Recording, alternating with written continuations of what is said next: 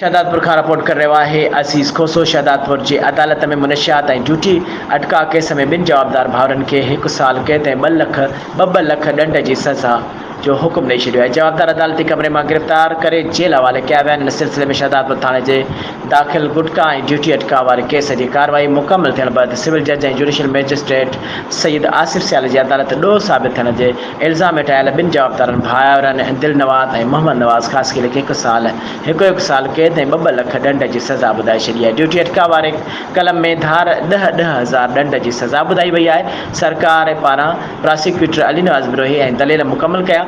फैसलो जारी थींदे ही जाणायल जवाबदारन के अदालती कमरे में गिरफ़्तार करे डिस्ट्रिक्ट जेल सांगण मुंतकिल किया वियो। याद हुजे तो डिसंबर 2022 के जाणायल जवाबदारन के नई बस्ती पाड़े वटां गिरफ़्तार करे वॾे मिक़दार में पाबंदी मिलियल सुपारियूं बरामद करण की दावा कई वई हुई।